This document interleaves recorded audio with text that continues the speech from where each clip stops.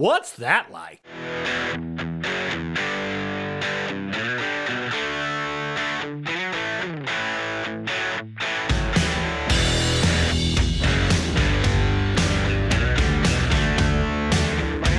What's going on, people? Hey, it's another edition of the What's That Like podcast, and I'm your host. You know it is. It's John.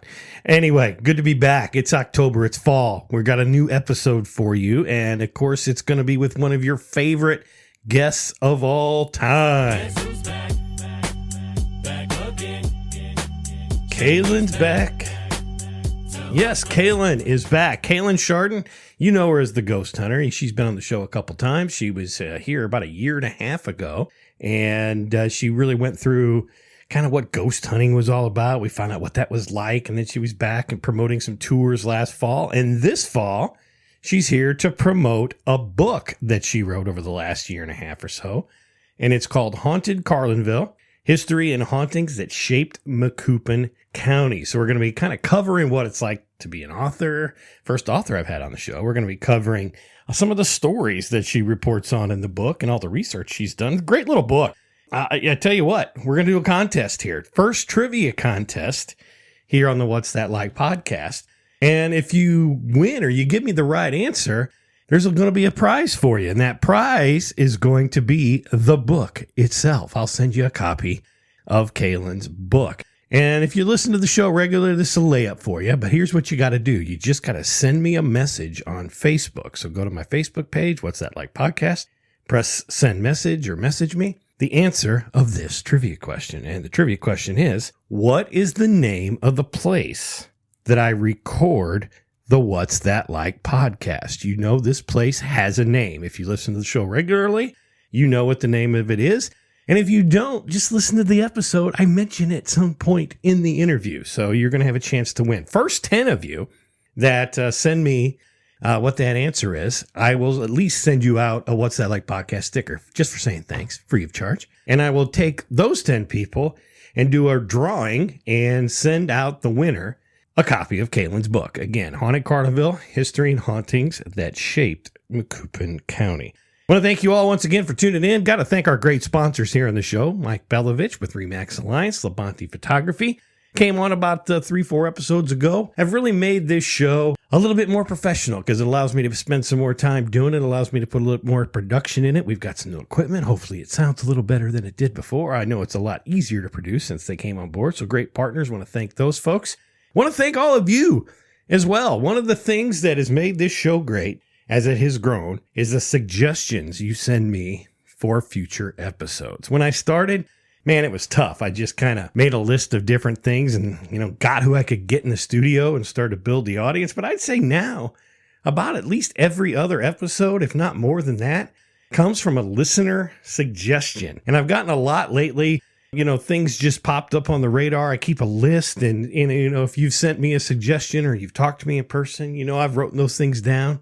So I do have a list and hope to be getting to some of those folks soon. I can't promise that every suggestion you give me, I'll get it on the show. It just might not fit the format. You might not be able to get that guest, but I really thank you. Keep the suggestions coming. And I'll call out one of my favorite listeners, Tyler Link. I'm working on it, but I got to tell you, I'm sorry, but Ernie Banks is dead.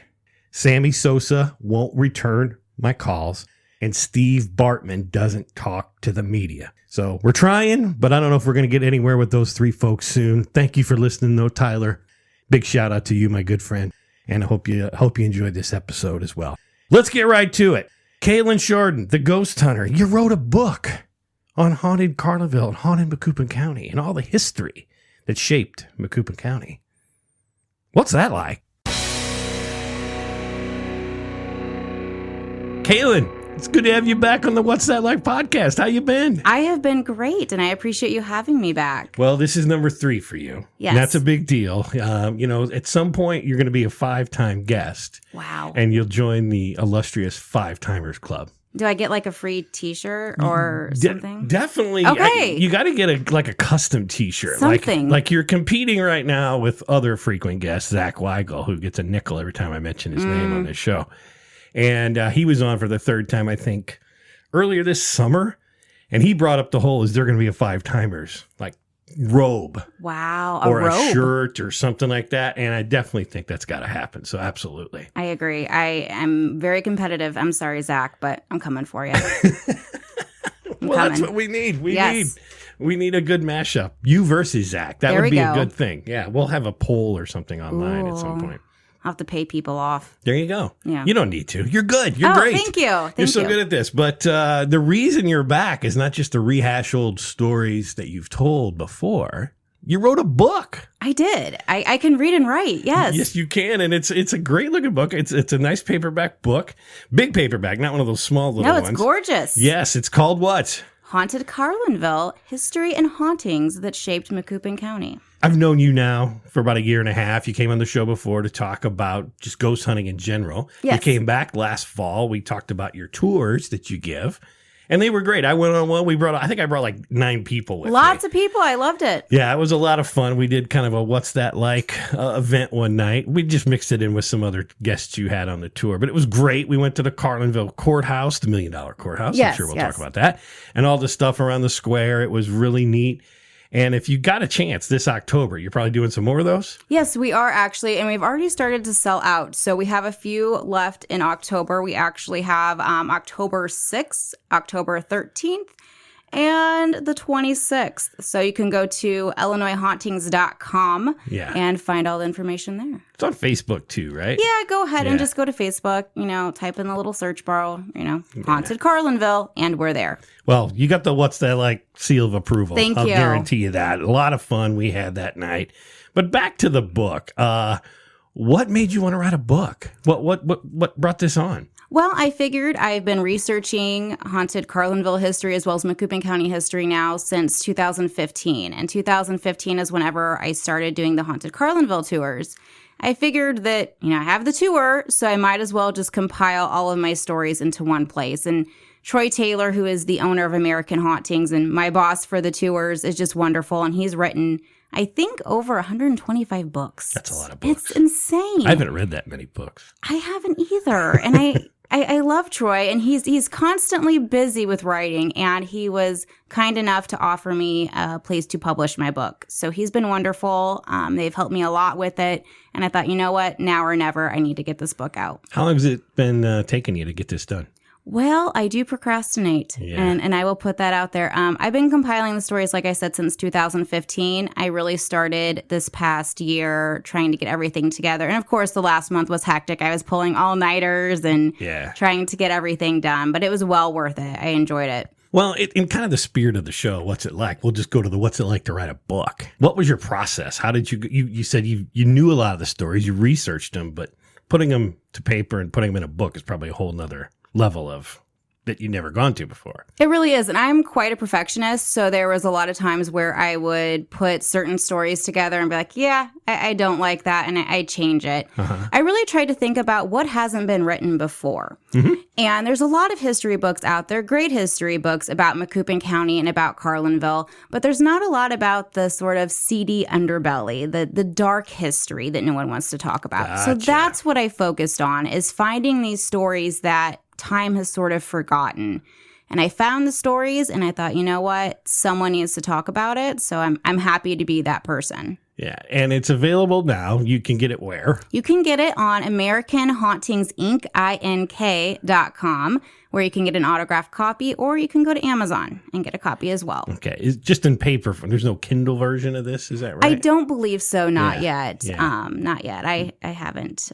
Well, that's kind of some of my questions too, is you said you published it through Troy's company. So he's got a publishing company that kind of gave you the avenue to get all this done. Absolutely. You didn't just truly self-publish this out of... No, I am much too poor to do that. So he's been great about it. They've been very supportive of the tour, and I can't thank him enough for allowing me to do that, for sure. Kaylan, let's talk a little bit about the book. Some things that are in there, maybe some folks have heard about before, but I'd say a lot of folks that live here don't even really know the origins of the county itself, some of the oldest settlements, buildings. How did Macoupin County get started? Well, actually, Macoupin County, the area that we know as Macoupin County, used to be parts of Madison and Greene County. Okay. So long time ago, there was nobody here. Actually, one of the legislators before Macoupin County was formed said the area was only deemed for geese and ducks. Nobody wanted to be here, quite honestly. But there were people that were really brave and decided, you know what, I kind of want to expand. I want to create. I want my own settlement. I want my own town. And they started coming towards the areas that we now know as Macoupin County. Tell me some of the early settlements here in Macoupin.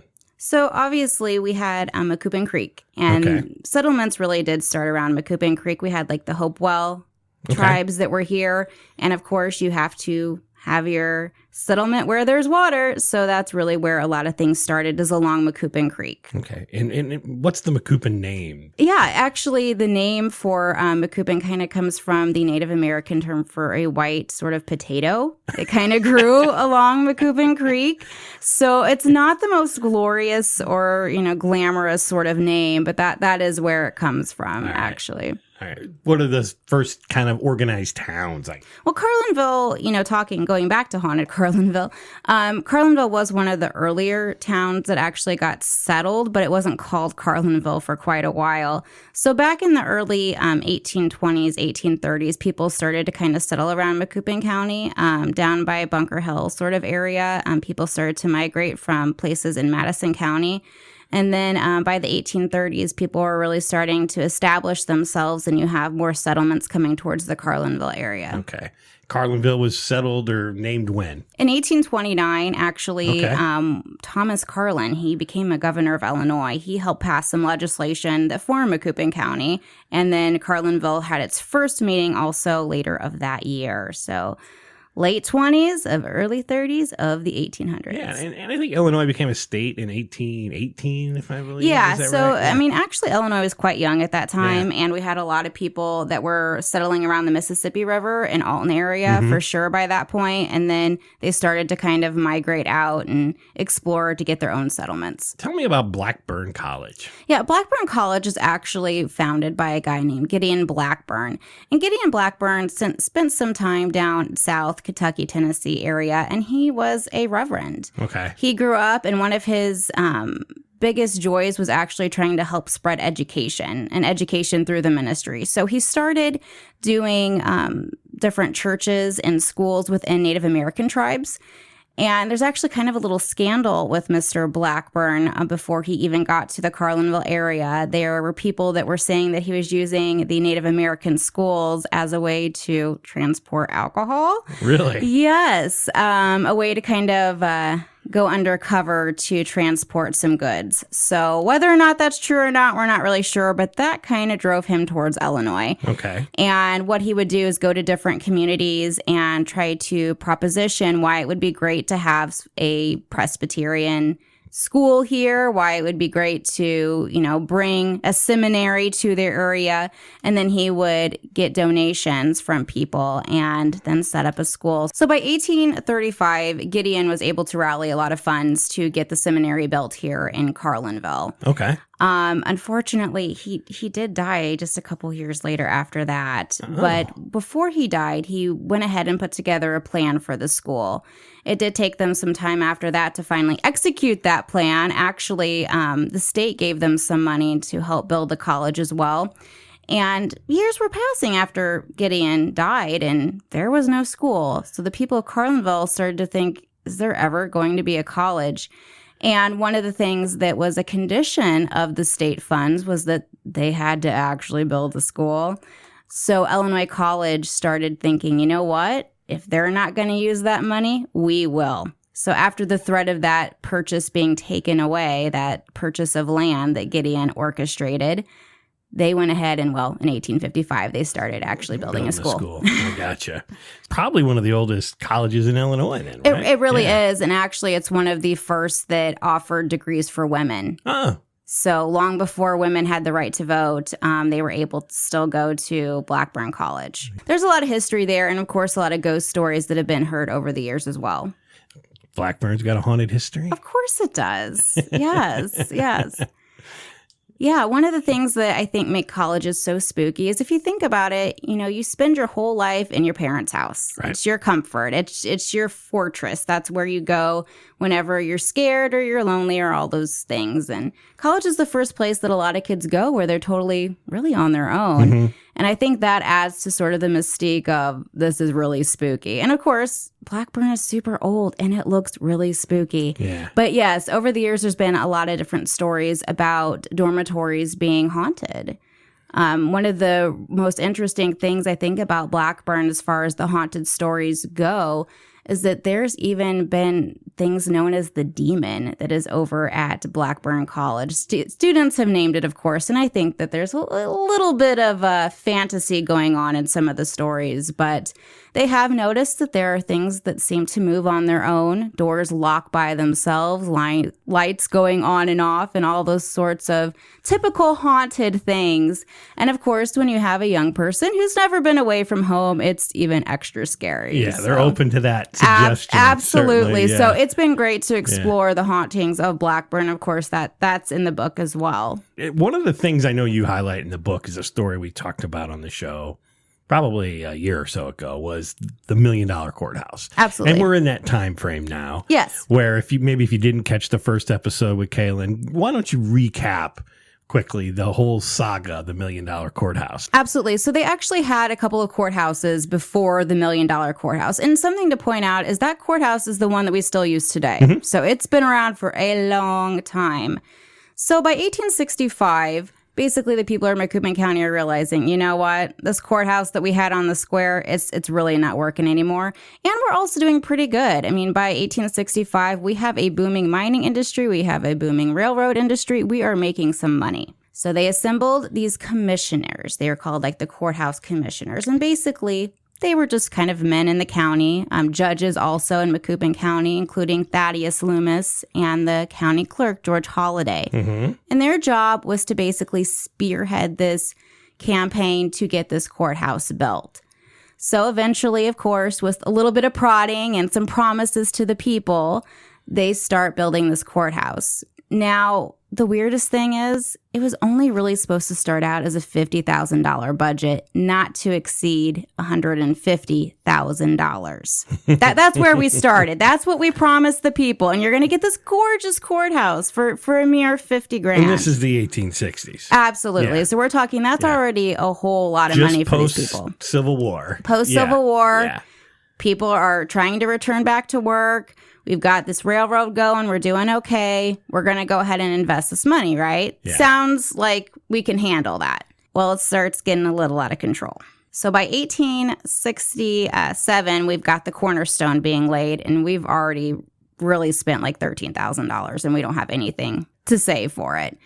And then by 1869, we're already way over budget, and we are at a point where we've spent a couple $100,000.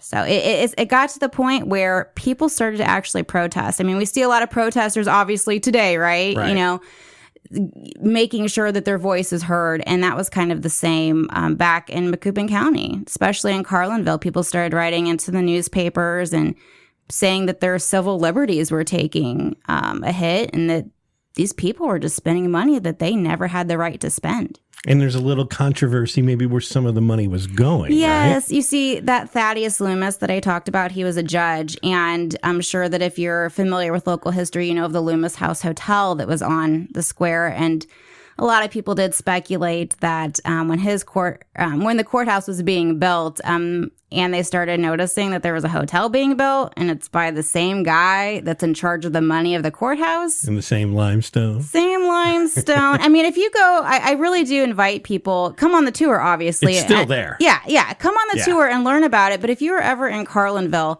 just go by the courthouse. You'll see it. It's huge. And then go on the square and you're going to notice exactly what the Loomis Hotel was, because it looks very similar to the limestone of the courthouse. And people started to speculate that Mr. Loomis not only might have been stealing some funds from the taxpayers that was supposed to go to the courthouse, but also taking materials. And I think that's pretty evident. He actually at one point said that, I used some extra material, no biggie. You know, they were already going to bring the limestone down, right? So I just had him bring mine. Like, no big, no big deal. Yeah, it was a big deal, and people were very upset about it. So what happened to Judge Loomis? Well, Judge Loomis, in 1870, our courthouse was completed, and also the Loomis Hotel is completed. So great timing, right? Mm-hmm. By that time, George Holliday, who was also the county clerk, like I said, and in charge of the courthouse funding, well, he was an investor at the Loomis House, and that added to speculation as well. He was pretty smart. He got out of Dodge. He hopped on a train and just got out of here one night in 1870 and said, goodbye, good luck, I'm done. Loomis was left, though. He had that hotel that was just built, and it was pretty popular for a while. Actually, Loomis never did fully regain his reputation. He was a very well-respected judge, and I have a lot of his family history in the book as well to learn about him. Very interesting guy. But after the courthouse, there was always this hint of speculation that he really did help orchestrate probably one of the biggest crimes in Illinois, which is taking from the courthouse, taking from the taxpayers basically, and spending over $1 million on this courthouse. Yeah, hence the name. Yeah. So whenever he opened the Loomis House Hotel, it did bring in a lot of business, and people started to not necessarily forgive Loomis, but certainly, allow him to exist in Carlinville. Yeah. And he did that for quite a while, but scandal came again. He just couldn't keep his hands clean. Yeah. And actually, the bar at the Loomis House violated Illinois liquor law in the 1880s and was closed. Yeah, and there was maybe some girls working there, too? Yeah, so there's a lot of speculation about what they dubbed the Loomis girls. So it's like Pretty Woman, I always like to say, I like to call them ladies of the night because it sounds so much better than hooker. But hooker really yes, is. Yes, it does sound better. It sounds better, doesn't it? It's kind of glamorous. But yeah, there were prostitutes. I mean, you won't find a whole lot of historical fact to back that up, but it's pretty much known that, yes, that there were prostitutes that worked, and Mr. Simons, who was also the manager of the hotel, was also known to be their manager as well. Another term is pimp. Yeah. And he was the one who violated Illinois liquor law, and they pulled that license. And of course, if you don't have the booze, you're not going to have business. And after that, it went through different hands that took over the hotel, and it would go through being okay, not being okay, being sold. It was an Elks Lodge, actually. For a while, they had control of that and operated it for quite a while. There was a restaurant in there. There's been antique stores, all kinds of things, but nothing really seems to last. And you can still go in there today. Absolutely. It is an operating business. It is. Yeah. It's a pawn shop, I believe, and a gun store. So go and pawn off something, buy a gun, and then go to the St. George bar, which is right next door. So it's kind of like an event that you can go to today. We talked about when the courthouse was being built. It was the time of the Civil War. Mm-hmm. One of the chapters in your book deals with the Underground Railroad, correct? Absolutely. Yeah. Tell us a little bit about that. So one of the really interesting things about the Underground Railroad is obviously we all know it exists. We do have some documentation throughout history that there was an Underground Railroad, but you're not going to find a lot of information about locations. Okay. And it's obvious why. People didn't want to know that they were operating an Underground Railroad because they could be in a whole lot of trouble if they were caught harboring runaway slaves. Right. So whenever I was researching different aspects of Macoupin County history, I stumbled upon a guy named John Palmer. And John Palmer actually has one of the, I think, honestly, one of the more haunted houses in Carlinville, and the house is still standing today. And he was also a strict abolitionist. And along with a couple different people throughout Macoupin County, not just in Carlinville, Brighton was also a good harboring place for runaway slaves. Okay. As well as throughout Staunton, things like that. They kind of all worked together, and they tried to do the best they could to help these people that were trying to get towards freedom. And so stumbling upon hearing of his haunted house, I stumbled upon a lot of different history about the Underground Railroad in Macoupin County. Where's that Palmer house at? Yeah, so it's actually, if you know where the new jail is, if you've had the pleasure of being capacitated in the new jail, it's right by there. It's a white house. You can tell that it's an older house. Block or so from the courthouse. Yeah, block or so from the courthouse. John Palmer, in his own right, had a lot of history. He was a pretty successful Union general and a friend to Abraham Lincoln. Mm-hmm. So he spent his time as an attorney, as a general, and as an abolitionist. He did eventually become a governor of Illinois as well. So he had just a great history, and him with, like I said, a lot of other people in the area worked together. So just already you've mentioned 2 Carlinville residents that were governor. Yes. You mentioned Carlin and Palmer. Yeah, we have a lot of people that have had a lot of history that have made a name for themselves in Illinois government that came from Macoupin County. That's very interesting. Didn't know that. Yeah, now you know. Yes, and now you know. More you know. How That's about right. that?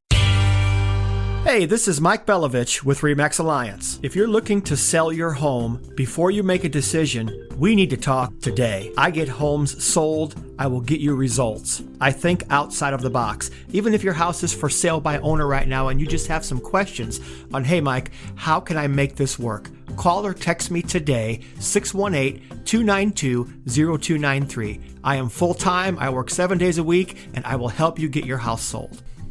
You know, they really can't see how handsome I am, though. James Labonte and Labonte Photography are more than just photographers. They're artists. They take great pride in capturing images that you'll be proud to place on your walls for many years for your friends and guests to admire. He's more than just someone with a fancy camera, lights, and software. He'll spend time with you, get to know you, and capture real and authentic portraits of you. For senior photos, special events, weddings, or hey, just some fun family photos you'll treasure forever. Go to Labonte Photography on Facebook or LabontePhoto.com. Say cheese. Tell us a little bit about, some of the cases way back in the day that might have shown its way through the doors of that courthouse. Kind of going back to our very early days, talking about maybe one of the most famous cases that no one knows about now, oddly enough, is in 1840, we had the Todd brothers. And I always like to kind of describe them as the Menendez brothers of the 1840s. Okay. Because a lot of people know the Menendez case, but they don't know the Todd brothers. Well, there wasn't on TV back then. No, Kayla. there wasn't. Yeah. But it definitely would have been like an 1840s version of Dateline, I always say, because whenever this case happened, it brought tons of people, not just from Carlinville to the courthouse, but from all of Macoupin County, because they were just enthralled with this case. They were fascinated. And basically what happened is we have the Todd brothers, and like a lot of young men in the early 1800s. Where were they from? Yeah, so they're from Indiana. Okay. So they're not our local boys. They're from out of town, and they tried to go out west and, like a lot of young people, tried to make it on the frontier. Well, like a lot of young people as well, they didn't. And they decided it was, time to go home to mama, basically, and return and try to make a life back in Indiana. Well, they were traveling with their cousin Larkin Scott, and they were by North Otter Township. So that's kind of, towards Carlinville, North area out there. And as they're passing, for whatever reason, some say that they just went mad from the journey, or some say it was just greed. They decide to bludgeon their cousin Larkin to death, and they stole about $26 off of his body. Okay. Now, these brothers, they're thinking, no one's going to find out, right? We're in the middle of nowhere. Macoupin County is very, very new right now. They don't even know what it is. They go back to Indiana, think no one will ever know what they've done. They can just say that Larkin passed away. Maybe kind of like the Oregon Trail, if you remember that game. You could die by like shooting yourself or a snake or cholera. He just died of one of those things. No big deal. On the journey. On the journey, it happens. So they were wrong, obviously, and Macoupin County found out that there were these boys that were sighted, and they were traveling with the young man who was found dead, and they found him, brought him back, and he actually faced trial, both of them, in Macoupin County. So it brought people from all over. They would come every day to the courthouse to hear the trial. What were they sentenced to? Well, we have 2 of them, and William, he was sentenced to life in prison. Okay. He was kind of the one that was found a little bit more innocent. And then Aaron, he was hung. Okay. And the interesting thing about a hanging in Macoupin County is that it was really popular. It was kind of like, you would go and have Sunday brunch and then go downtown and watch the hanging. It was just what you did. So whenever they realized that this young man was going to be hung, the typical response would be just to take him outside of town and try to just hang him discreetly without anyone knowing, so there's not a huge scene, right? Well, people have been watching this trial, like I said, like an episode of Dateline. It was like a Netflix special back then. Oh, my. I know. I'll talk like Keith Morrison. I love now. Keith Morrison. This is a side note, but my dream, and this sounds very morbid, is to be interviewed by Keith Morrison because someone disappears. And I'm so sorry to whoever that may be, but that is literally my dream. And your dying wish could be just to grant me my dream. Well, close your eyes. Yes, exactly. Caution. Yes. Tell me what happened next. Exactly. It's my dream. Anyway, there was no Keith Morrison, unfortunately, back in 1840, but everyone knew what was going on. They knew when this kid was going to be hung. They wanted to see it. This is all they had, guys. I mean, there's no entertainment. So obviously, whenever his day comes up, you have thousands of people, according to the newspaper, that are assembling down in Carlinville, and they got to see this kid hang. So the police and everyone in town realized, you know what? We just got to give them what they want, or we're going to have a mob on our hands. They're going to hang somebody. It might as well be this kid, right? Yeah. So they go ahead and they erect a scaffold, and they hang him right downtown. On the square? On the square. Wow. So it gets a little worse, though. Actually, a couple days later, they hang the kid, they bury him. That's typically what we do. And a couple days later, there's someone just kind of walking through the cemetery, just morning stroll. And they notice that the grave has been dug up. And not only that, but his head and arm are missing. So, oh, my. Yeah. So there you go. There's the Keith Morrison. Yes. I'm speechless now. His head and arm are moved. They're gone. They're gone. Where do they go? I don't know. Nobody knows. I don't know. I kind of think, maybe someone just wanted a souvenir. Like, hey, I got his arm, guys. I was there and I saw him hang. I don't know. In somebody's basement in Macoupin County. Yeah, you're going to find an arm. Buried. Yeah. Crazy.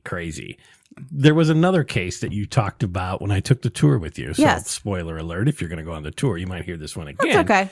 But it was, I think you said it was the last hanging we had in Macoupin County. Tell me about that one. So, we have a guy named Lester. Okay, now Lester Call, he was this really good-looking guy, and actually people started to call him the devil because he was so devilish with women. I love that name. It's so horrible, but yet so handsome right. Devil. He was a handsome devil, exactly. And, it's 1918 or so, and he's, starting to realize, I should probably find a wife. So he finds a wife, and, and he marries her, a girl named Ruby out of Medora. I'm from Medora, so yay, Medora. Shout out to Medora. You have a story. You don't have much, but you have a story. So Ruby's family lives there, and, Lester and her try to make it work. He has a couple odd jobs here and there, but he just has a temper. He just can't really seem to keep it together. So after a while, there's some spats that happen, and of course, there's more in the book about that. But they realize, this isn't working. So Lester ends up leaving his wife in Medora, and he goes back to his devilish ways of chasing women. Well, unfortunately, there was a young girl named Margaret Slaughter, and she was known as one of the prettiest girls in Gillespie. Mm-hmm. And so he starts dating her, and they're getting along pretty good, and he realizes, I kind of like this girl, and he's kind of a jerk from time to time, but she tolerates him. She's in love. She's young. They're getting along. So they end up getting married. And she makes this big move. They go out towards Shipman, where his family farm is, and they live together. And, for a week or so, everything looks pretty good. Honeymoon? That's right. Yep. And then she starts hearing rumors because, of course, people in small towns like to speak. And she finds out that her husband may actually still be married to a girl named Ruby in Medora. And she, of course, confronts him because you don't want your husband married to someone else. I mean, this isn't Sister Wives here. We're not doing that. Right. So he gets upset and he goes, no, I'll fix it. I'll fix it. I promise. This was a mistake. I love you. She was a mistake. Like, just let me fix it. Don't tell anyone. And of course, because she's in love and stupid, like most people are when we're in our early 20s, she agrees and she says, okay, but I want to tell my parents because I don't want them hearing this rumor for anyone else. They're going to be just horrified if I don't explain it to them, right? So, of course, he says, okay, well, we'll go tell your parents. The thing is that Lester's not stupid. And he realizes that if this word really gets out that he's still married, he's going to be arrested on bigamy charges. And he is just not ready to go to jail for that. Right. I mean, who would?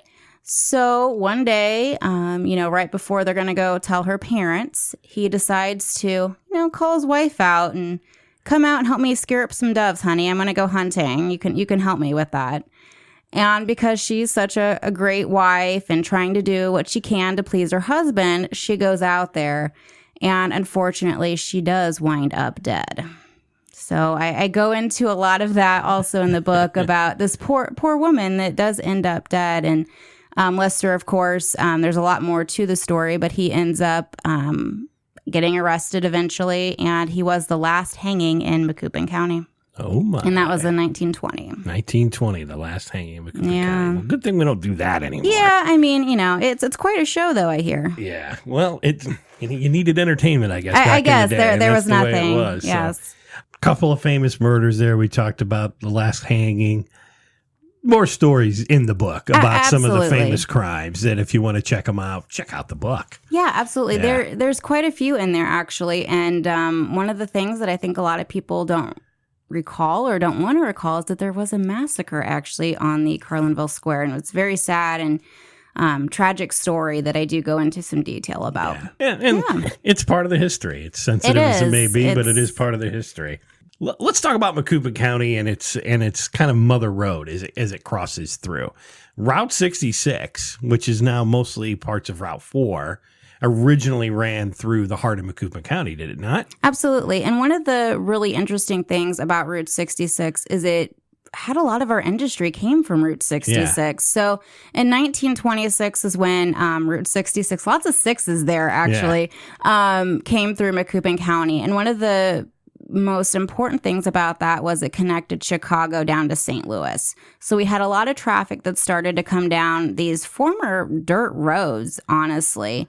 Really, a lot of people, if you lived in Macoupin County, you might travel, 10, 20 miles in your life, and that's about it. You didn't really go very far, and Route 66 changed all of that. That's why they call it the Mother Road. That's right. Like you said, a lot of businesses. I know the Ariston, which is now in Litchfield, originally was in Carlinville because that's where 66 was, right? Absolutely. So in 1924, Pete Adam, he was a pretty, well-known guy. He had the Ariston, and it was a restaurant that was right on the Carlinville Square, and it was popular in its own right in 1924. But by 1926, whenever you had Route 66 going around the town square, it just boomed. Yeah. I mean, it became known as probably one of the most updated and famous restaurants between definitely Springfield and St. Louis, and possibly even Chicago and St. Louis. So people from all over were coming to Carlinville and stopping at the Ariston.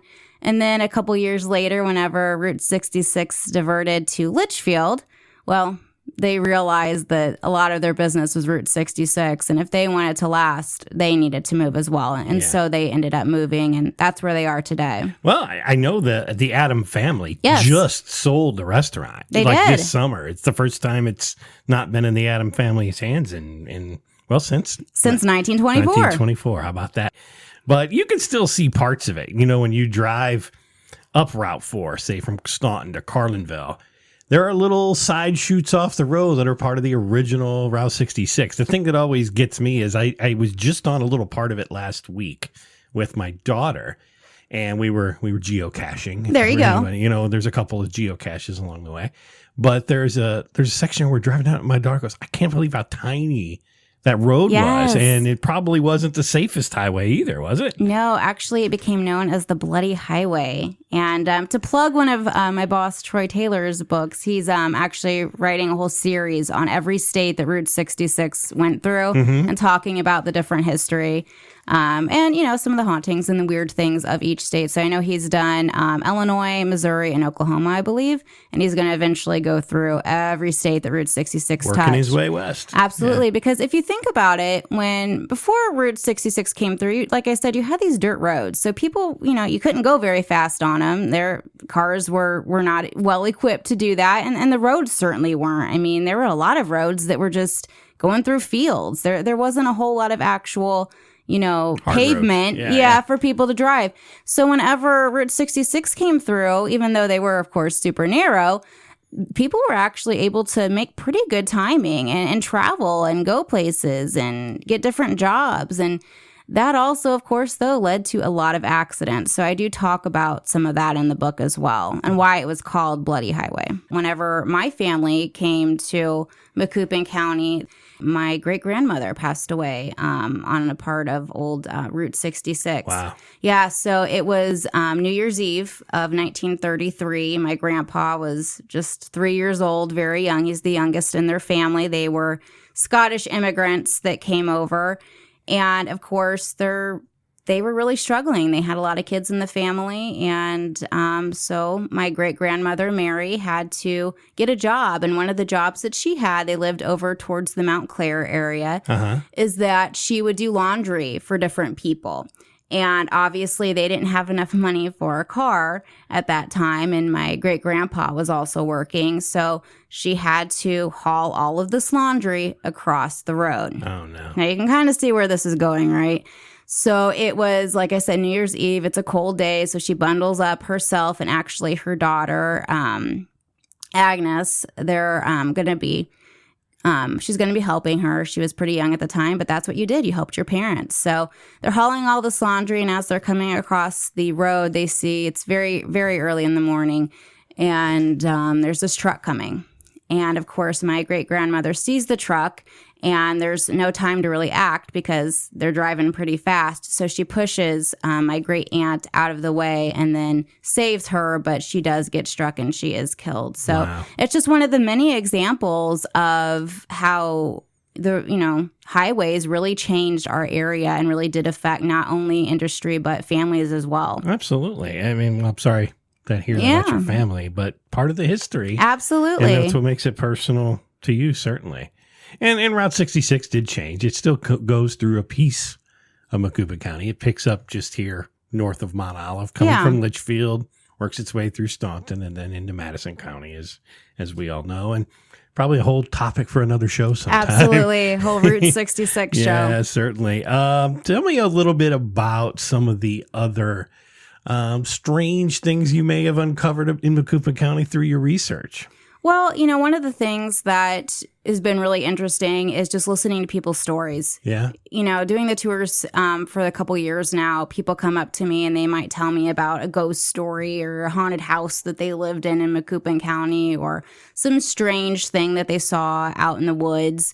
So that's been really interesting to try to uncover if there's any truth to these stories and any history to go behind it. You mentioned strange things in the woods. Yes. What are you talking about? Well, not necessarily a Blair Witch Project sort of thing, which I'm sure no one younger than me will even remember that movie. But people have reported a strange creature that seems to lurk within the woods of Macoupin County. And actually, I think probably the best word to describe it is Bigfoot, which I never personally have been a believer, but I will tell you that over the last few years, I have met several that are just thoroughly convinced that there is a Bigfoot hiding out within, I've heard Gillespie Lake, I've heard Carlinville, I've heard Staunton, I've heard Mount Olive, I've heard basically every place in Macoupin County there could possibly be a Bigfoot.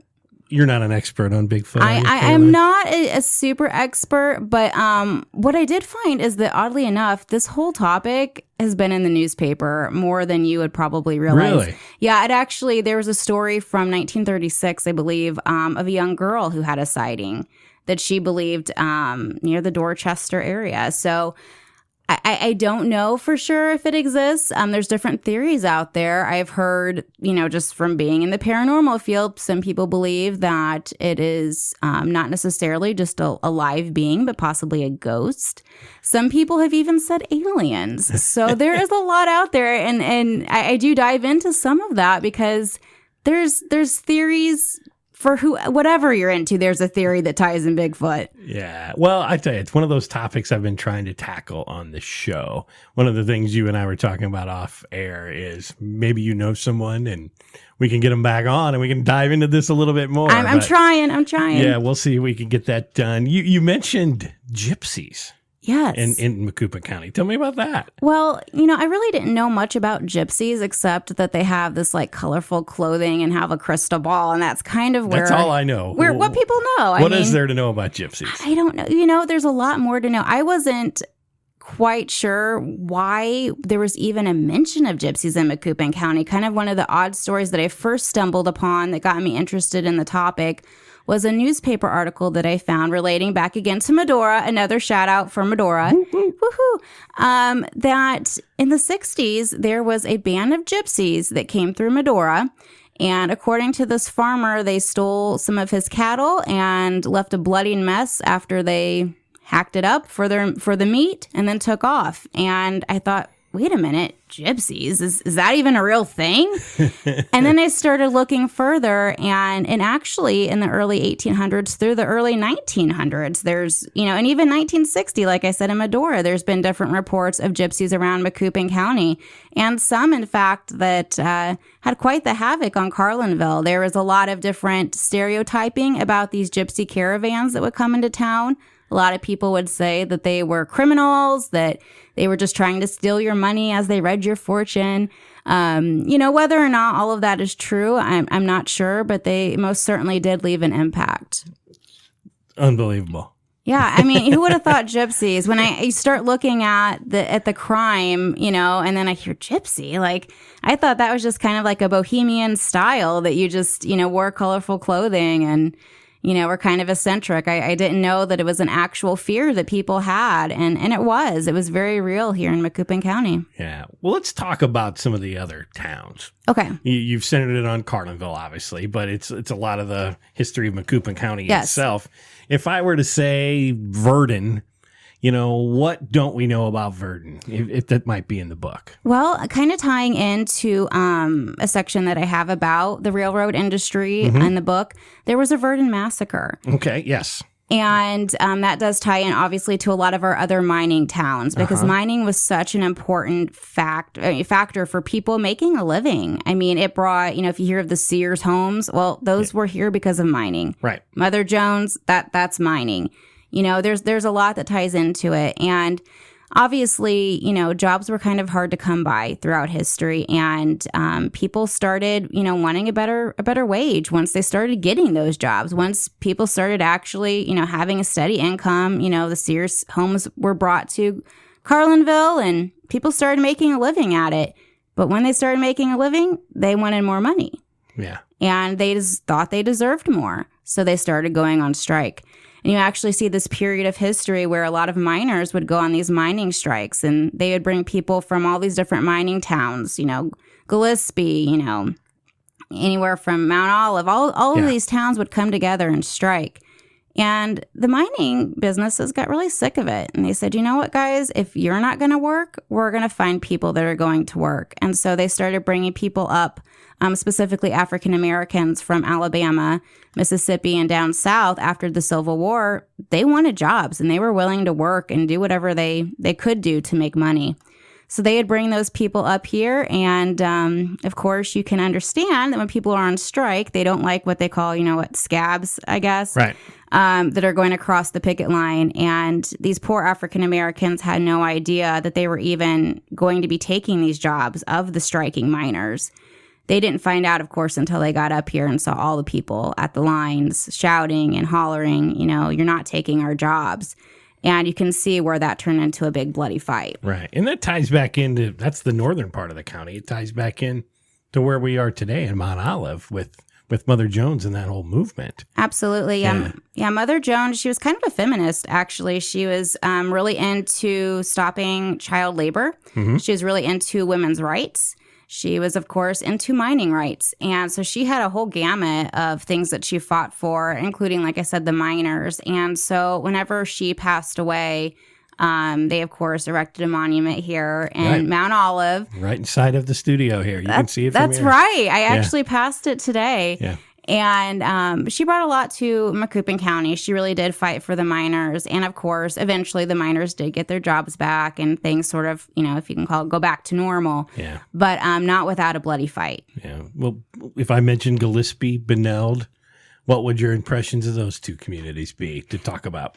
Absolutely. So they have a lot of mining history as well. One of the things that I do talk about with Beneld is something that kind of ties into more recent history, which of course is the mine subsidence. Mm-hmm. So I get into the different history between, of the mining and all of the tragedies that happened. Mining was, an industry that brought not only my Scottish relatives, but my Italian as well. I'm Italian, and I'm very proud of that.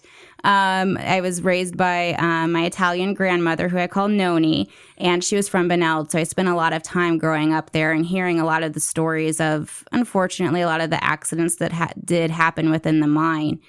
And kind of to tie into the haunted part, I talk about one of the most famous legends dealing with mining, which is the Tommyknockers. And the Tommyknockers were basically this legend that a lot of gold miners would talk about, but also would talk about here in Macoupin County. They are these little gnome-like leprechaun entities, I guess is the best way to describe it. Okay. And they would, have these knocking sounds. And depending on who you talk to, the knocking may mean that they are saying you're doing a good job and we like having you here. Other people would say the knocking is a warning and it's telling you that it's going to fall in, you need to get out. And that basically the Tommyknockers would either help you or hinder you depending on if they liked who you were. So I kind of go into the legends behind some of the mining industry in Gillespie and Beneld, as well as, of course, talk about the unfortunate mine subsidence that is still going on today. It's certainly a big part of the local history. It's not that old. It's last 10, 15 years. Absolutely. It's been terrible, yeah. Absolutely. And it ties into a weird little legend out there. So I, of course, have to go into that. Which is? The Tommyknockers. Oh, okay. Yeah. Yeah. I the got little you. gnome people. I missed the whole circle you were drawing there. Yes, so, yes. They're cute little guys that supposedly wear little mining helmets and have a little pickaxe. I don't know, but it is something that definitely is kind of a local legend thing. Yeah. Well, certainly, heart goes out to any of you folks that are suffering from that mine subsidence. It's very real to you. Very real. And I know some friends personally that have dealt with that. That's not a fun thing financially for them to deal with. So that's Gillespie, Beneld. What about, say, Bunker Hill? Well, Bunker Hill I do kind of mention because of the Abraham Lincoln Monument. I'm sure that you have there seen on Main it. Street. You can't miss it. You can't miss it. Yeah. So I talk about a little bit of the Lincoln history. And also in the Bunker Hill and, like I said, more southern Macoupin County, Brighton, and those areas, I do talk about with the Underground Railroad because there was a lot of stops with that as well, not just what I talked about in being Carlinville. Gotcha. Let's move on to something a little bit more entertaining. Yes. You've got a whole chapter in the book about entertainers of Macoupin County and entertainment, I should say. Tell me a little bit about that. What's some of the history there? Yeah, so when we're not watching a hanging, we, of course, need something else in Macoupin County to do. A little more lighthearted. Lighthearted. Yeah. Newspaper was really big in, obviously, the early days of Macoupin County. That's how everyone found out, what was happening at the courthouse, what's my neighbor, what pie are they making? Basically, the newspaper was a field for all of your gossip, your news, your politics, anything you wanted. So I do go into one of the earlier newspapers that took place in Carlinville, specifically what is now known as the Macoupin County Enquirer Democrat. Mm-hmm. I also talk about the Marvel Theater, which has some great Hollywood history.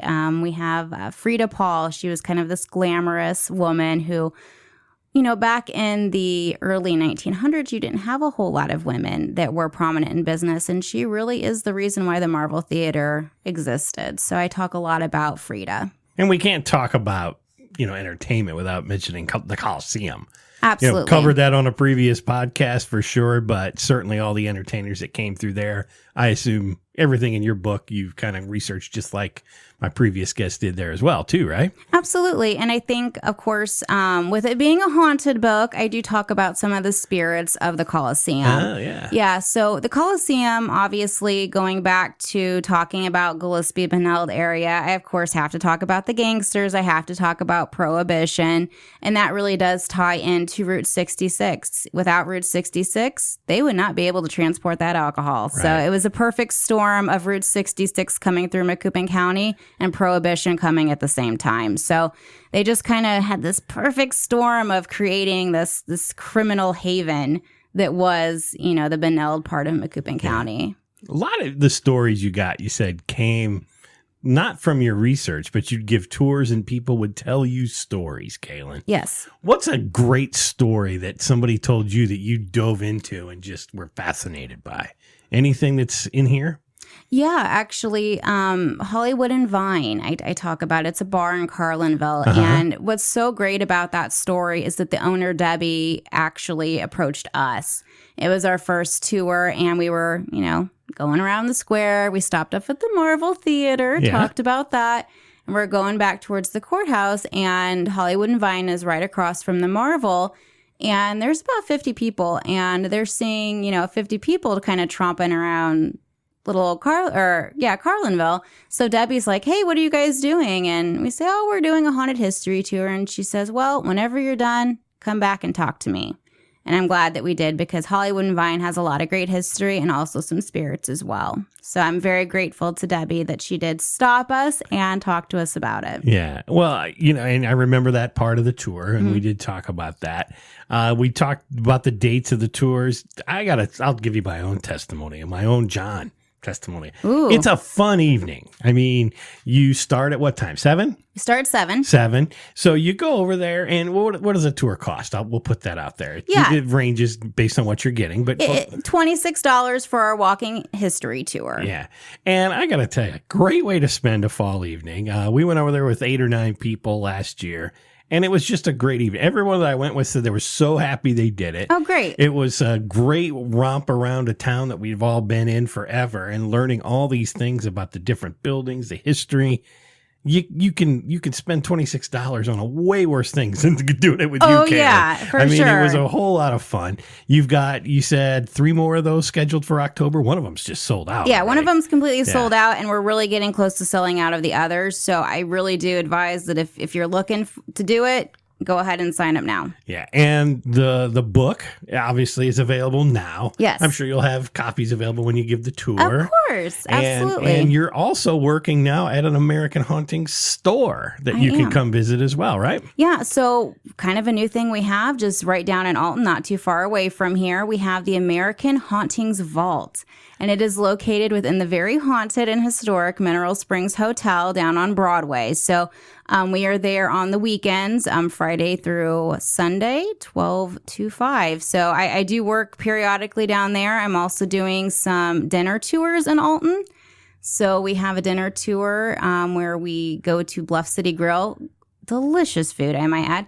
And then we do 2 mini paranormal investigations, one of the Mineral Springs and of the Unitarian Church. So what I always tell people is whatever you're interested in, whether it's just the history, which I recommend you then do one of our haunted history tours, or if you're, really interested in the paranormal, come to one of our investigations, which I do in Alton and in Carlinville. And of course, we have them throughout the whole Midwest that we offer through American Hauntings. And you can get your book, you can get any of Troy's books, and your book, once again, titled Haunted Carlinville, History and Hauntings That Shaped Macoupin County. And it's available on Amazon. We'll post the show link, the link in the show notes, I should say, and make sure that gets out there. Anything else, Kaylan? I think the only other thing to add is I will be at the Beneld Library October 10th at 6:30, and I kind of plan to cover a little bit more of the stories specifically for Beneld and Gillespie area. So if you're really interested in that specific history, I invite you guys to come out and hear me talk some more. And that's the date again? October 10th at 6:30. 6:30. Go see Kaylan there. It'll be like a What's That Like live. That's right. You can come meet Kaylan in person. Well, Kaylan, once again, 3-time guest. I can't thank you enough for coming on the show. Awesome to have you back as always. You're welcome anytime. Absolutely. I am planning to go for number 5 eventually. So well, we got to get number 4 to get to number 5. Then 5, and then something. I need a shirt. You got a shirt already, didn't you? No. Oh my God. Well, okay, my bad. We're gonna get you a shirt. I need a shirt. Okay. I need a shirt. Kaylan, thanks for coming on the show. Take care. Thank you so much. Bye. Bye. All right. Well, thanks, Kaylan. Always a great guest. She's so fun to have on, and you can tell she wants to be part of that 5-timers club. So that'll have to happen at some point. She's definitely in the running to make that happen. Tied for all-time appearances at 3 with Mr. Zach Weigel, and we'll get them both back. I'm sure that'll happen. So as you heard, Kaylan wrote the book, Haunted Carlinville, History and Hauntings That Shaped Macoupin County. You can order that on Amazon. You can find it at American Hauntings Inc. That's INK. at the American Hauntings Vault down in at the Mineral Springs Hotel in Alton if you take one of those tours there. And I would encourage you to take those tours. We were talking about it in the episode. Did one of those last fall. Man, it was a lot of fun. We didn't really see any spirits, I guess, but it was a lot of fun for the history. Check her out at Haunted Carlinville on Facebook, IllinoisHauntings.com. You can do some of the Alton tours as well. Those sell out pretty fast. So they work these all October. She's very busy with her group, and she works with her boss there, Troy Taylor, who has American Hauntings. Lots of good stuff from them. Enjoy the season. It's fall. It's October. Get out there and scare the crap out of yourself, okay? Normally in this part of the show, I go to Greg Shively, but Greg's out of the country. He's over in Italy, hanging out with Bono and The Edge. And someday soon, we're going to figure out what that was like. He's seeing U2. I think it's in Milan, Italy. That's crazy. I think he's seen him like 30 times. But so Bob can't even kick him off the show. I can't even call him up. I want to give a shout out to you, my friend. If you're listening in Europe, spread the word of the What's That Like podcast. We need all your help. That's it. Another episode next 2 weeks from now. It'll be another exciting one. Until that time, this is John Knowles. This has been the What's That Like podcast. Peace out. What's That Like is available in the iTunes and Google Play stores. Search for What's That Like. Subscribe today and never miss an episode. Streaming is available at SoundCloud.com and on the SoundCloud app. Follow What's That Like at Facebook.com/What's That Like podcast and on Twitter at What's That Like Pod. All opinions of the guests of the What's That Like podcast are their own, not necessarily the views of the host or the podcast producers. We hope you enjoy this podcast serving Central Illinois and beyond. Peace out!